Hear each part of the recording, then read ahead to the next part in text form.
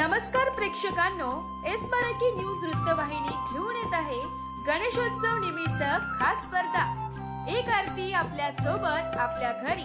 या स्पर्धेत आपण ही सहभाग घेऊ शकता।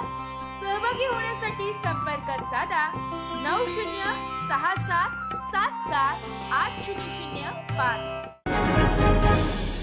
नमस्कार, मी गौरी सूर्यवंशी।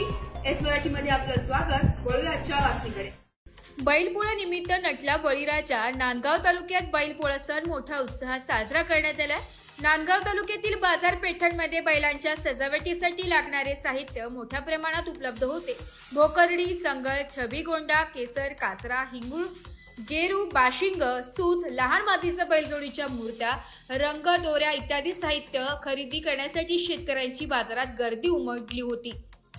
शहरात अनेक ठिकाणावरून शेतकरी आपल्या बैलांना रंगरंगोटी करून मारुती मंदिराचे दर्शन घेतात आणि विविध ठिकाणी बैलजोडी मिरवतात। महिलांनी आपल्या कुटुंबासोबत बैलजोडींची पूजा करून पुरणपोळी नैवेद्य दिले। बैलपोळा हा शेतकरी आणि शेतकऱ्यांच्या बैलांप्रती कृतज्ञता व्यक्त करणारा सण आहे। या दिवशी शेतकरी बैलांना नवनवीन रंगांनी गोंडे, फुगे लावून फुलांनी सजवले जाते।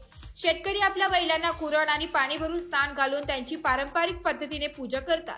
पोळानिमित्त बैलांच्या सजावटीसाठी लागणाऱ्या साहित्य बाजारपेठमध्ये व्यापारी या साहित्याची विक्री करतात आणि त्यांना या व्यवसायात चांगला ग्राहक वर्ग मिळतो।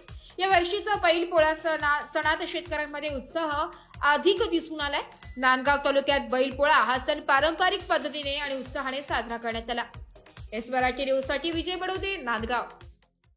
अशाच नवीन ताज्या घडामोडी जाणून घेण्यासाठी आमच्या एस मराठी न्यूज चॅनलला लाईक करा, शेअर करा, सबस्क्राईब करा आणि बेल आयकॉनला क्लिक करायला विसरू नका।